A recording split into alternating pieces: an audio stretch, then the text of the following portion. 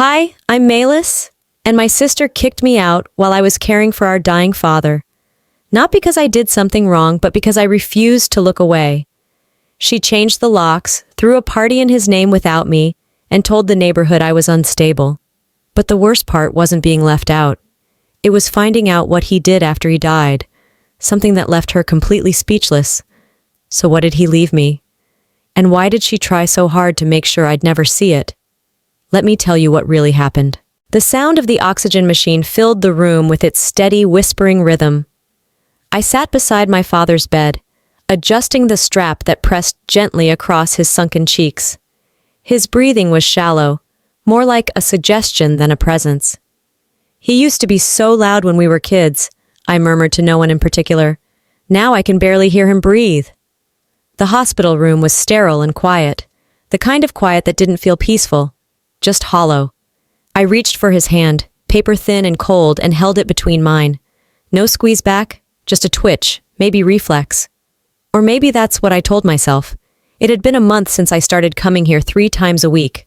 Mondays, Thursdays, Saturdays, carved out between teaching second graders and taking care of my own daughter. Vera hadn't shown up once, not since Christmas. And even then, she left early claiming a headache and an urgent spa consult. I pushed Dad's wheelchair down the cracked sidewalk of his house last week. Miss Henley from 2 doors down waved at me while trimming her roses. "You're a good daughter, Maelis," she said. I didn't know how to respond. Guilt and duty don't make you good. They make you tired. Vera, meanwhile, posted another selfie in Miami, some rooftop brunch, her face lit perfectly by coastal sunlight. The caption read, "Some of us heal with sun, not guilt." The comments flooded in. "You're glowing, babe. Miss you at the salon. How's your dad?" She never replied to that one. One night, as I helped Dad to bed, I noticed a thick envelope on the nightstand. Legal stationery. The kind that smelled like courtrooms and long silences. I slid it open, read the first page, and froze. A quitclaim deed. The house, his house, the house we grew up in, was now in Vera's name. I didn't say anything then. I couldn't. But the next morning, I called her. Her voice came through bright and fake. "Maelis, don't overreact. Dad trusts me to handle the real stuff. You're good at the emotional labor, I'm good at protecting assets." "Protecting them from what? Me?" She chuckled like I'd told a joke. "From chaos. He needs order now." The anger didn't come like fire. It came like fog. Slow, disorienting, and impossible to escape. I kept showing up anyway. I brought him books, though he rarely opened them. I told him about my students, how one boy named Cody had spelled elephant as LFNT, and proudly announced it was phonetic.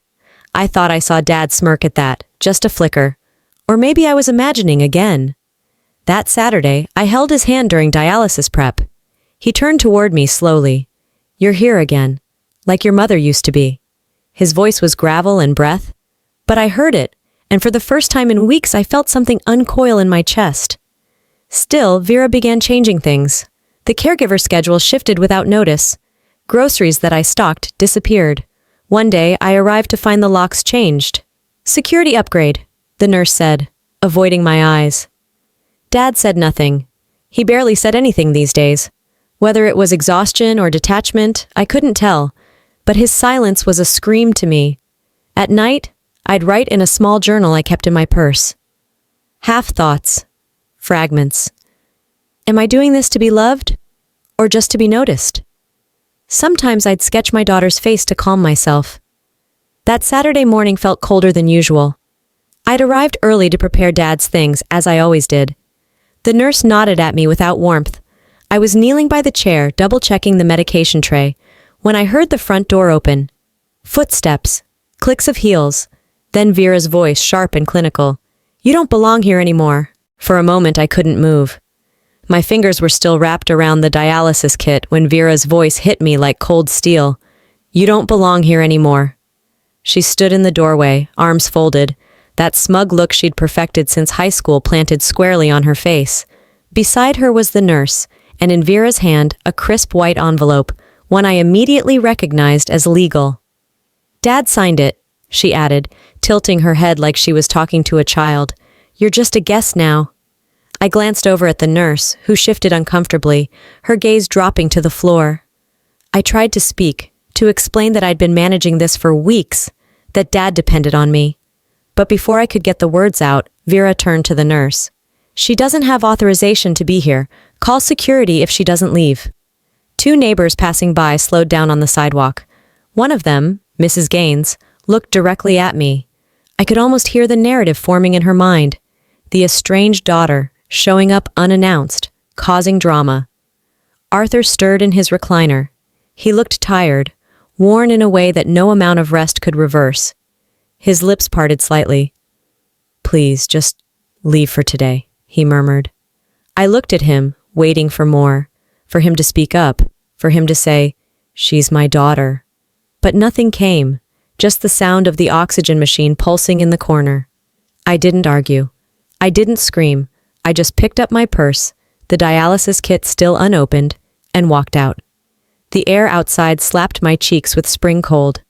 I climbed into my car and sat there, staring at the steering wheel. Minutes passed, or maybe hours, before I realized I hadn't even started the engine. My chest tightened, not from panic, but from something duller, a deeper kind of ache. I drove aimlessly until I found a gas station just off the highway, parked near the edge of the lot and shut off the engine.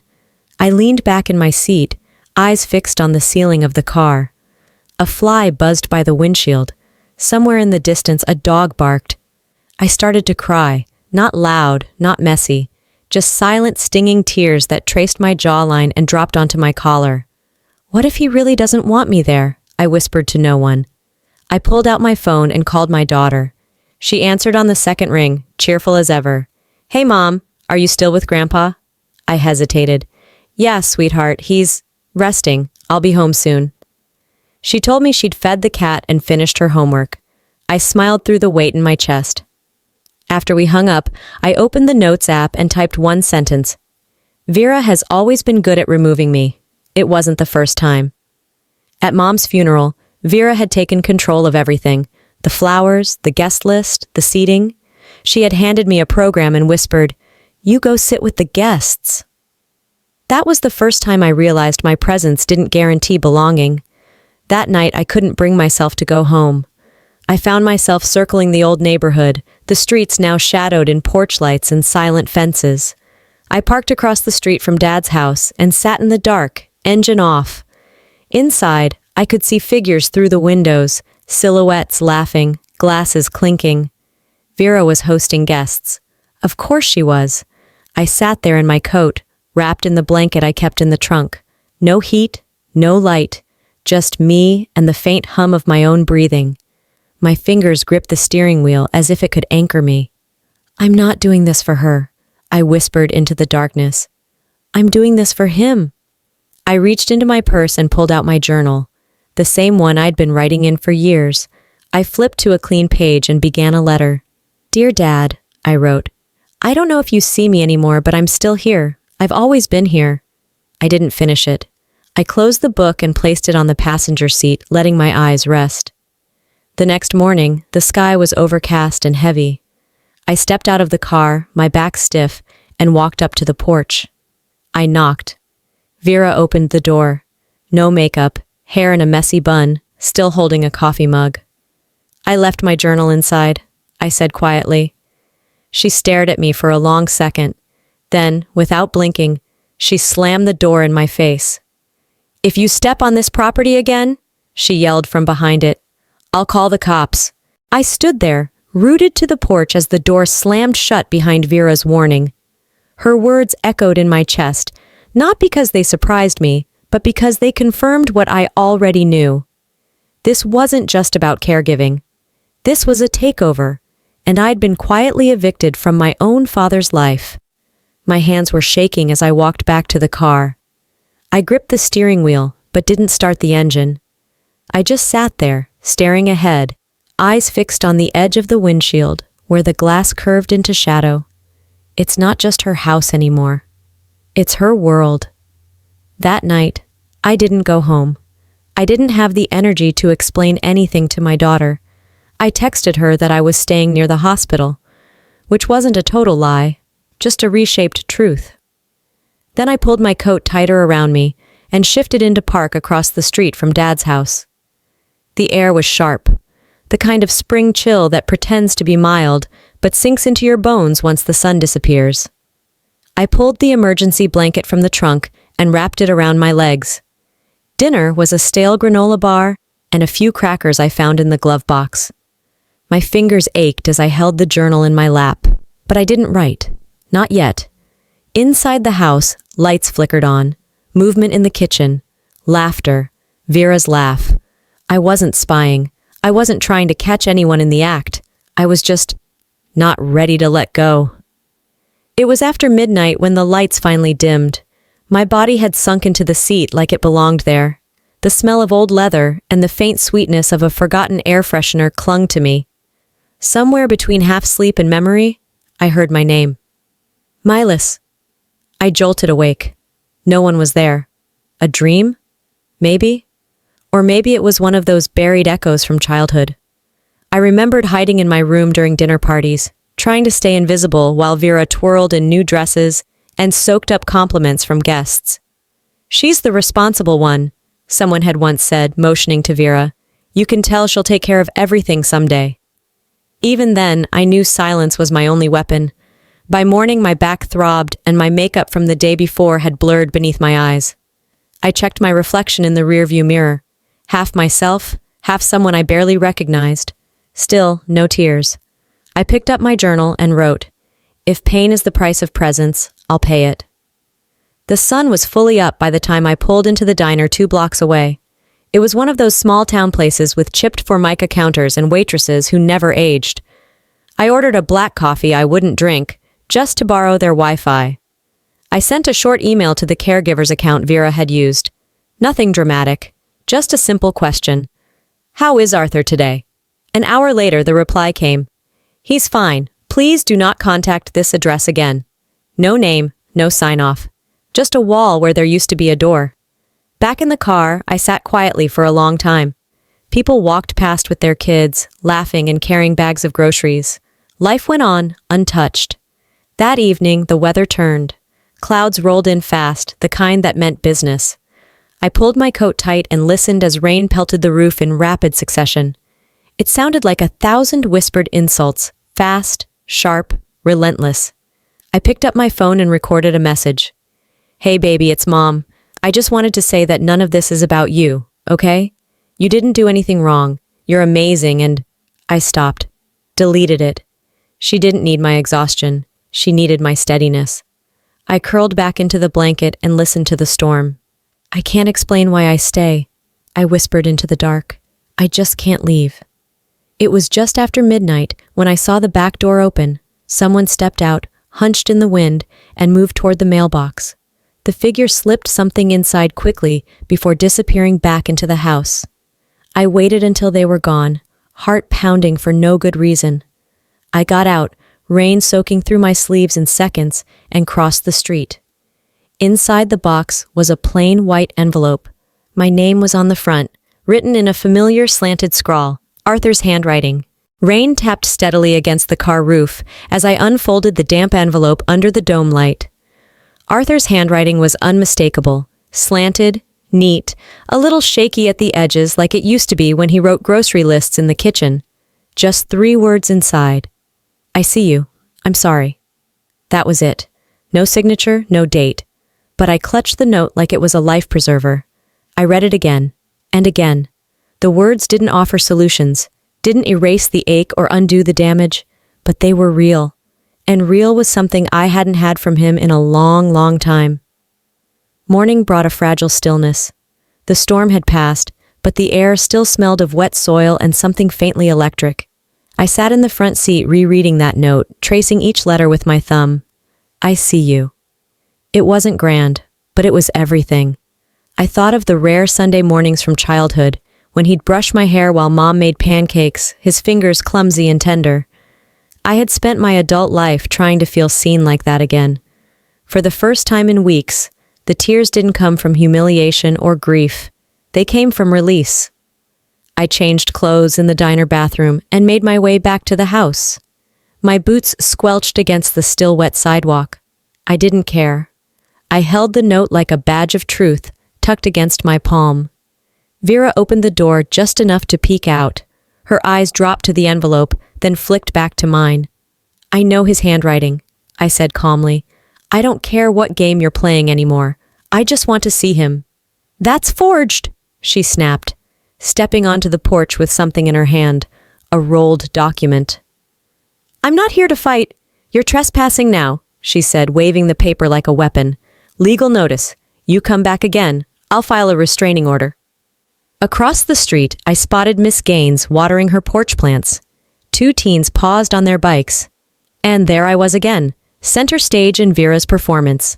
She turned and raised her voice, projecting to her audience. She's been stalking me. She sleeps in her car like some kind of vagrant. She's unstable. I didn't yell back. I didn't defend myself. I just took a step backward. From the second-floor window, the caregiver stood watching, curtain slightly parted. She didn't say anything. Just watched. That night, I found myself at the laundromat near the highway. I charged my phone, sitting between a humming dryer and a candy machine that had been empty since Christmas. I scrolled through social media on weak Wi-Fi, half dreading what I might find. There it was, a blurry video of Vera screaming on the porch, already shared in the local Facebook group, dozens of comments. Wasn't that the younger daughter? She's been banned from the house? She's always been dramatic. But some comments stood out. Why won't the sister let her see their dying father? Seems controlling to me. I'd haunt my kids if they pulled this. It wasn't justice, but it wasn't silence either. The next morning, I drove to the old church near my elementary school. Pastor Glenn was still there, older now, slower. But when I asked for 5 minutes, he led me to the small bench outside his office without question. What's the line between love and humiliation? I asked, voice barely above a whisper.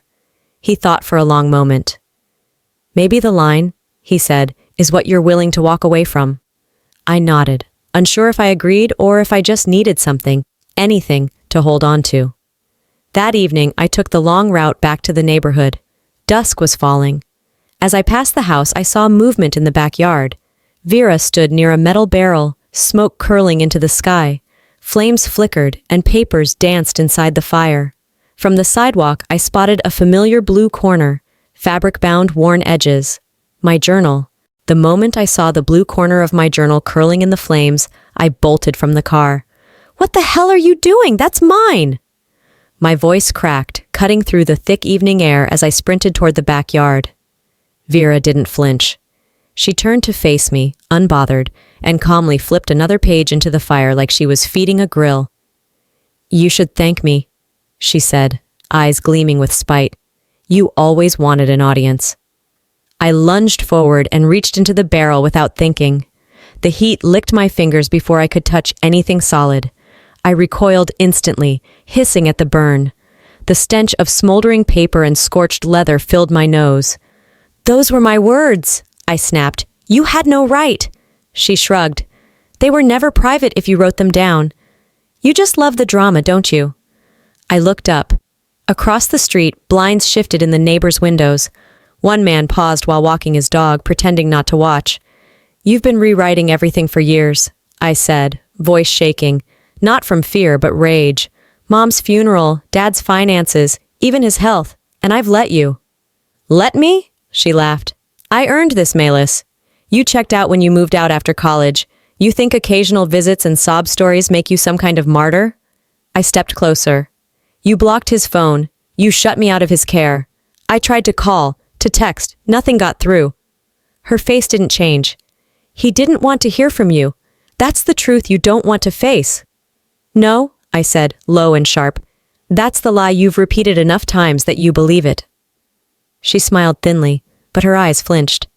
If you think this ends here, I told her, steady now, you don't know me at all. Oh, come on, she said, flipping her hair back like we were still on a high school debate stage.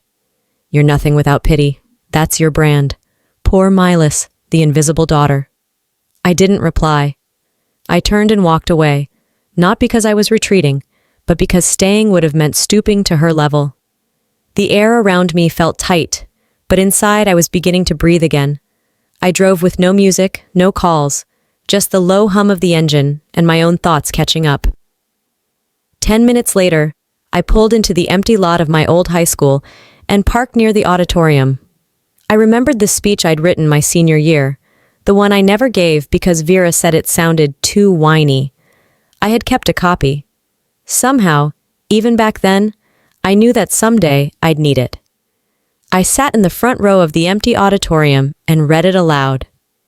In silence, we learn who's willing to hear us even when we're not performing. This time, the words didn't sound like weakness. They sounded like truth.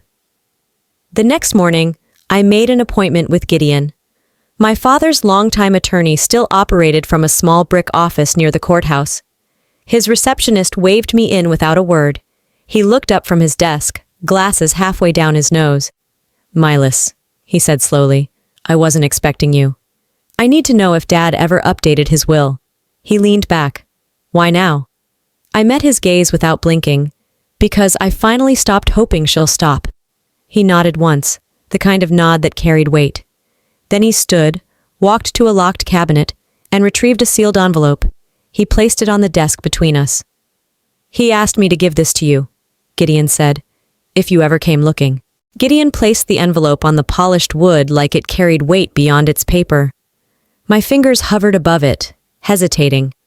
My heart beat louder than the rain ticking against his office window. I opened it slowly. Inside was a single-page letter in Arthur's handwriting, less shaky than I'd expected, more deliberate. The date scrawled at the top was just over 2 weeks old.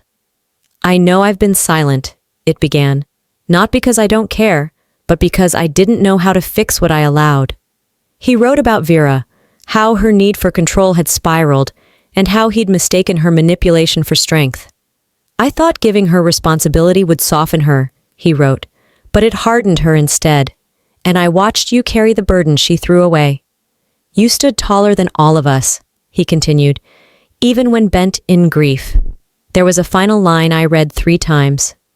"If you're reading this, then you're ready, and I hope you find out what I left behind for you." I exhaled and pressed the letter flat against my lap. I made a copy at Gideon's office, left the original with him for safekeeping, and stepped out into the humid afternoon, already planning my next move. I texted Vera, "Let's talk." She replied within minutes. "Finally ready to admit you overreacted. Let's do brunch. Tomorrow. Magnolias at 11. Dress appropriately." It was exactly the smug tone I expected. I said yes. By late morning the next day, I sat at a small table under white awnings, waiting for her.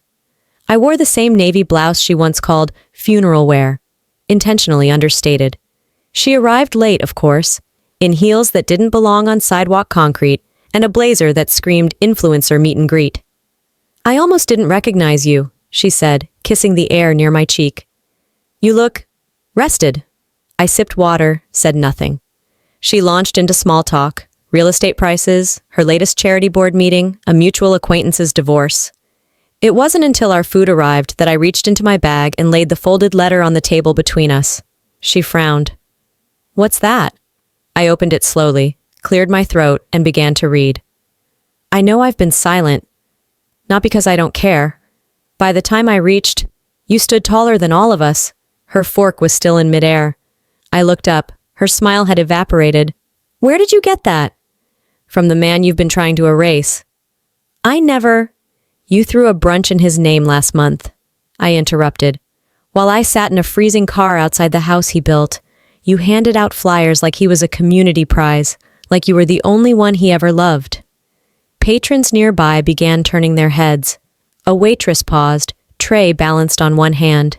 "You think people don't notice," I said, voice level. "But they do." Her voice dropped, tight and shaking. "You don't get to embarrass me in public." "You did that to yourself," I replied, then stood, drawing out the last line of the letter. "My house belongs to the one who stayed."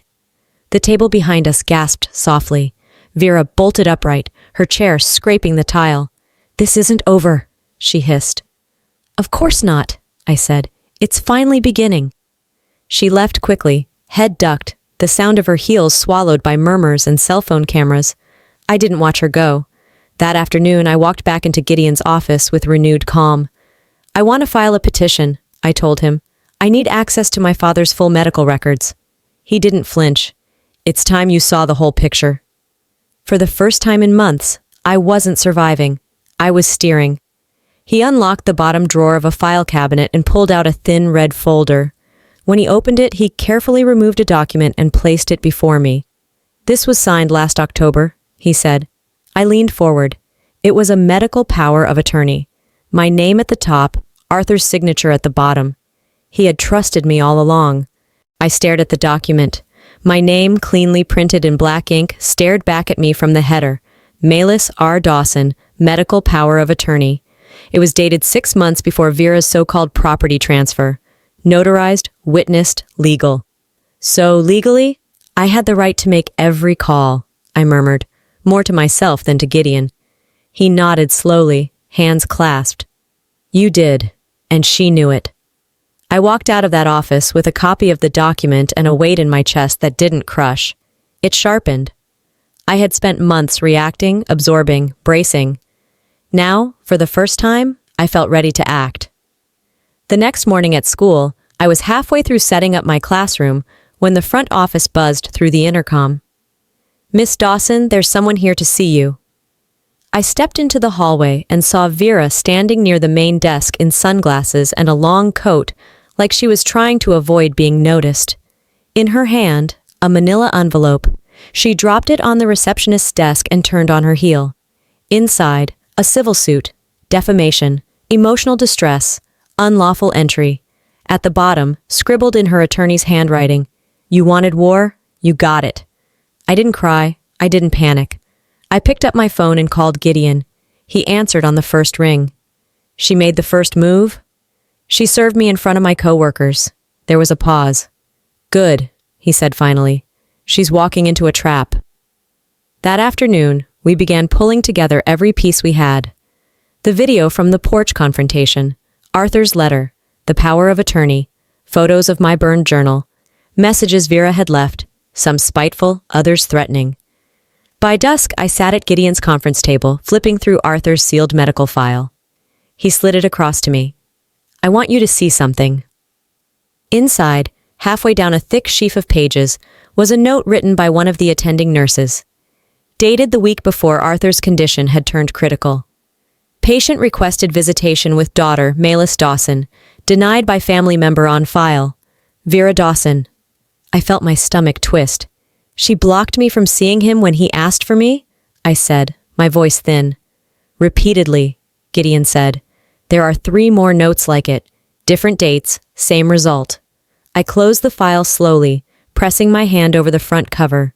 This wasn't just betrayal. It was calculated cruelty, a deliberate erasure. That night, I opened my laptop and wrote an open letter on the local Facebook community board. Not accusatory, not emotional, just facts. "My name is Maelis Dawson. My father's name was Arthur Dawson. For the past several months, I've been painted as an unstable daughter who abandoned her family. Here are the documents, the timeline, the letters, the power of attorney. I'm not here to shame anyone. I'm here to be seen." Within hours, the post exploded. Reactions, comments, shares. Some questioned. Others apologized. A few confessed they had believed Vera because she was louder. But the tide had shifted. Vera must have felt it too. The next morning, a glossy press release appeared on her business's page. "We regret to announce that Miss Maelis Dawson has continued to exhibit unstable behavior. Records show she has a history of emotional volatility." It went on to cite therapy sessions I'd voluntarily spoken about at PTA meetings, my postpartum depression, my support group. But what Vera didn't realize was that I had already shared those parts of myself publicly. I owned them. There was nothing left for her to use as a weapon. Comments under her post turned quickly. "Isn't this medical shaming?" "She's brave for sharing that. What have you shared?" "Enough. Let the woman grieve." That evening, as I poured tea in the quiet of my kitchen, my phone buzzed. A message from Gideon. "The courts requested both parties appear in person. 9 a.m. Thursday." I stared at the screen for a moment before typing my reply. "I'll be there. And this time, I'm not walking in alone. I stepped through the courthouse doors just after sunrise, my daughter's small hand in mine and Gideon beside me. My heart thudded steadily, not from fear this time, but from clarity. For once, I wasn't stepping into someone else's version of the story. Vera was already seated at the plaintiff's table. Her attorney leaned in close, whispering while she adjusted the collar of her cream blazer. Our mother sat behind her, arms folded, lips thin as a closed zipper. No nods, no acknowledgement. The courtroom felt like a sealed vault, tight with expectation. The judge, a gray-haired woman with glasses perched low on her nose, called the room to order. We stood as our names were read aloud. Miss Vera Dawson is suing Miss Maelis Dawson for defamation, trespassing, and intentional infliction of emotional distress. The lawyer stood and launched into a string of accusations. The defendant has stalked my client's home, disrupted her private life, and published misleading, harmful materials in a public forum. I listened, every word, every lie, and when they were done, the judge turned to me. Miss Dawson, your response? I stood slowly. My hands didn't shake. I'd like to begin with this, I said, holding out the original power of attorney. This document, signed and notarized by Arthur Dawson, gave me full authority over his medical decisions. The judge took the page, scanned it carefully. Is this dated prior to the quitclaim deed filed in Miss Vera Dawson's name? Yes, Your Honor, Gideon added, by 5.5 months. The judge looked up, expression unreadable. Noted. Gideon rose next, placing a folder on the table like it contained something sacred. We have a letter handwritten by Arthur Dawson, he said, distributing copies. We also have documentation from attending nurses detailing blocked visitations, verified medical decisions, and communications that were intercepted. Furthermore, he paused, holding up printed images. We have visual proof of a public event hosted by the plaintiff in Arthur Dawson's name, excluding the medical power of attorney. Murmurs spread through the courtroom as photos of Vera's legacy brunch appeared on the monitor. There she was, smiling, speaking, holding a microphone under a banner with Arthur's face. The judge narrowed her eyes. She excluded his legal representative from this event? Gideon nodded. She did, Your Honor, and now she's filed to silence her. I took a breath and read the final lines of Arthur's will aloud. To the daughter who never left my side, all that I have, I leave to you. A sound escaped Vera, something between a gasp and a sob. She slumped in her chair, covering her face with her hands. The judge tapped her gavel twice. Order. Vera tried to bolt, muttering, This is ridiculous, this whole thing is rigged. One more word, the judge warned, and you'll be held in contempt. Vera sat, jaw tight, knuckles white against the edge of the table. When the judge finally adjourned, the room emptied in low murmurs. I stepped outside into the bright morning sun. Reporters approached, phones raised, questions flying. I gave them one sentence. This was never about winning, it was about being seen. And I meant it. At the car, my daughter waited with a juice box in hand and the book I'd packed for her. She smiled and climbed into the back seat. We drove home in silence, her gaze fixed out the window, and my hand resting on the center console, letter still folded neatly in my bag. That evening, after dinner and a quiet bath for my daughter, I checked my email. One unread message. Subject line, Final Settlement. I opened it. Attached was a PDF file, Arthur's full will, stamped, signed, verified. It was done. The cursor blinked on the screen beside Arthur's name, time-stamped and verified. His signature curved confidently beneath the last clause. To the daughter who never left my side. I stared at the will for a long time, not blinking, not breathing. It was real all along, I whispered. My voice didn't tremble, just quiet. I closed the laptop without ceremony. No tears, no sense of conquest, just silence, the kind that came not from suppression, but conclusion. Weeks passed before I stepped back into the house with my daughter. The front door creaked like it hadn't been opened in years, even though it was barely months. Dust clung to the corners, the kind that made your skin itch before your body registered it. I found his favorite coffee mug in the kitchen, tucked behind 2 cracked plates. It had faded text that read, World's Okayest Dad, a Father's Day gift from me when I was 9. I washed it slowly, like I was scrubbing off years of misunderstanding. My daughter, hair in a messy bun and sleeves covered in blue paint, called from the porch. "Do you want the bench light gray or real gray?" "We're not fixing a house," I told her, stepping outside and handing her a brush. "We're rebuilding memory." Over the next few days, neighbors started dropping by. Some brought banana bread, others nothing but a glance and a nod. The same people who once whispered in grocery aisles now stood on my porch with open palms and quiet guilt. Mrs. Henley handed me a photo from Vera's brunch. Arthur's face was in the corner of the frame, smiling, but not entirely. "He never looked like that with anyone else," she said. "Not really." Vera never returned. Word floated around that she had moved to Wilmington. Her salon's Yelp page had gone quiet. The influencer posts stopped. A few clients jumped ship after the press fiasco. She had gone silent, her voice reduced to shadows. One evening I found a voicemail from her. "Maelis, I thought I was protecting him. You always had the emotions, I had the plans, I guess I overstepped. Maybe that's all I ever did." I never saved the message, just listened, then hit delete. The hallway was still the same as it had been when Mom was alive. Dark paneling, the smell of lemon cleaner. I framed Arthur's letter and hung it beside the kitchen entrance. Above it, I left a blank frame. For me. I hadn't written the letter yet, but I would. "Closure isn't a door slamming shut," I murmured to myself. "It's one you leave open but never walk through again." I took my daughter to the cemetery on the first bright Saturday in April. She wore a pale yellow dress that Arthur had always said made her look like a sunflower. We stood quietly by his stone. "He loved you the best way he knew how," I said. She nodded and placed a single flower on the grass. "He saw you, Mom," she said.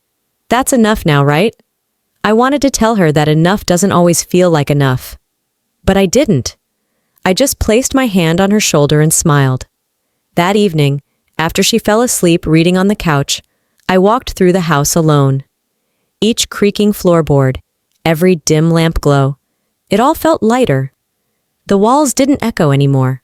They hummed, like a voice too tired to shout, but too steady to stay quiet. I stood in the doorway of Arthur's old room and whispered, "We're okay now." And for the first time, I believed it. They say time heals all wounds, but I've learned that some scars aren't meant to fade. They're meant to remind us of what we survived. My story isn't just about family conflict or betrayal. It's about reclaiming your voice when the world tries to erase it. Sometimes justice doesn't come in a courtroom. It comes in your own quiet refusal to be invisible.